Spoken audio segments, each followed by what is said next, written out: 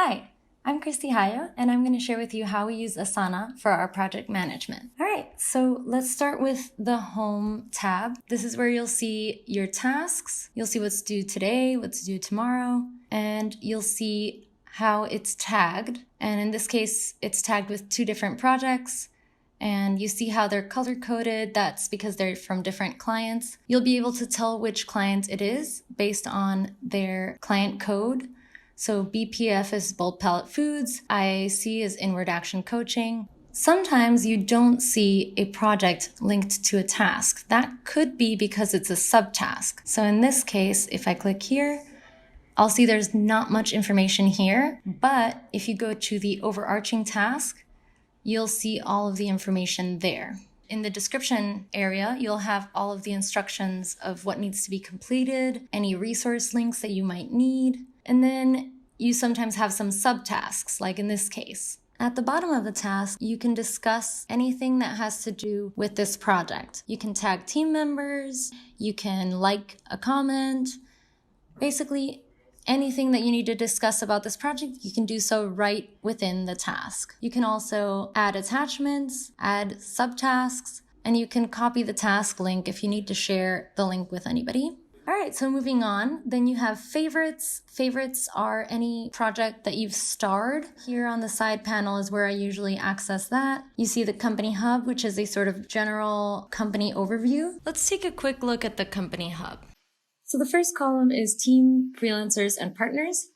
And that's pretty much the founders and anybody who is currently in the team or has been on the team or someone who is working very closely with HIYO Design at the moment. In the next column, you have HIYO resources. So that basically means anything that is HIYO branded. So our logos, our templates, our worksheets, and then you also have travel notice where you can let us know about your travel plans in case that might affect your ability to work or your work hours. And then you also have HIYO values and expectations, which we all should abide to. Then the next column has other resources. So this basically means resources that are not specific to HIYO Design, but that could be helpful for your projects. So for example, brand guidelines is examples of other brand guidelines or tools that will help you create brand guidelines. Fonts and typography, right? A lot of tools and resources for icons, colors, all of those kinds of resources. Super, super helpful, this section right here.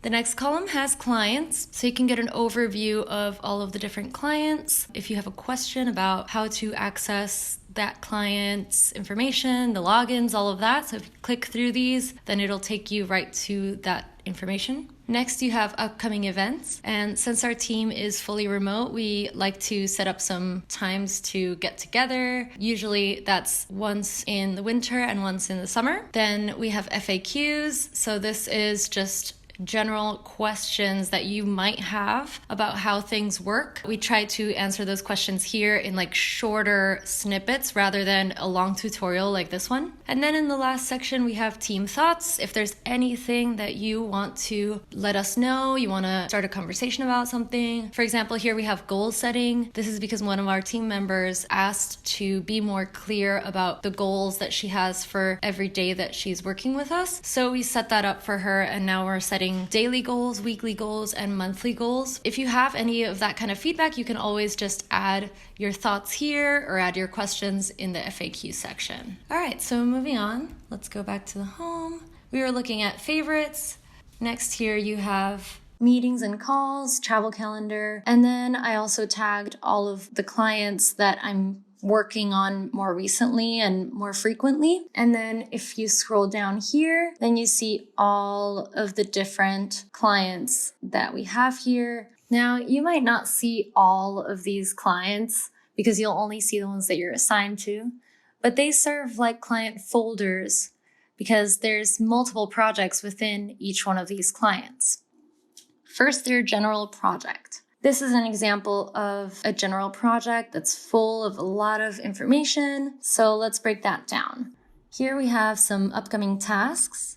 and those tasks might belong to one of these other projects as well. Then you'll see brand resources. So these are sort of items that continue to get updated and everybody needs access to them constantly, like media, copywriting guidelines, videos, the brand guidelines with all of the information about the colors and the logos and fonts. In this column, we have meetings and important milestones. So this is only showing upcoming meetings. So right now we only have 2 because we're showing incomplete tasks. So once a task is completed, then it'll be removed from this view. Then in the client info column, we have some general information about the client. So you'll see some links here. Dropbox folder has files for that client. Any asset that we've created should be in here in this Dropbox folder. You'll see some more information here about different resources for that particular client. You'll also see here we've added some pictures and information about client contacts that we work with directly. So for example, here Kate Mann is the founder, and then Laura does the marketing, and Jennifer is the Amazon specialist that we're working with. So you can kind of put a face to the name and know who we're talking about when we talk about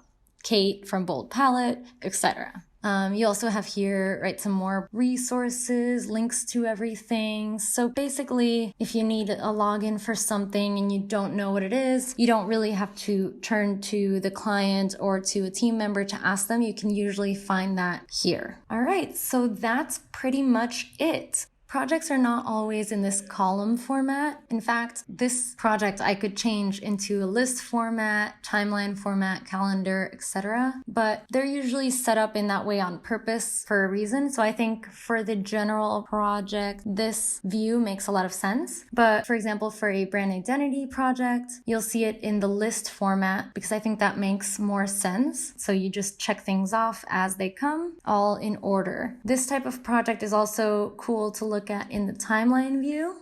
They're grayed out because we already did them, but it sort of goes in a very easy to follow timeline format. And this is what we sometimes share with the clients so that they're aware of the timing of everything and how different elements overlap.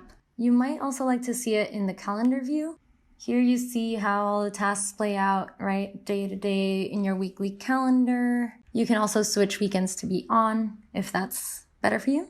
All right, so the last thing I want to let you guys know is to keep track of your inbox and your notifications. Notifications show up as an orange dot next to the inbox tab. And what you're going to see there is basically anything that you need to be keeping track of. So if you've been tagged in a project or a task, if something has been assigned to you, if something is due, all of that kind of stuff is going to come up on your inbox. So just constantly make sure to check it as if it was your email inbox. And ideally, you would keep inbox 0. So as you go through the items, just hit the archive button to check them off as done. You can also edit your email notifications and desktop notifications on your account settings. All right, well, that's pretty much it. I hope you enjoyed it, and I hope everything made sense. But if you still have a bunch of questions, feel free to ask me.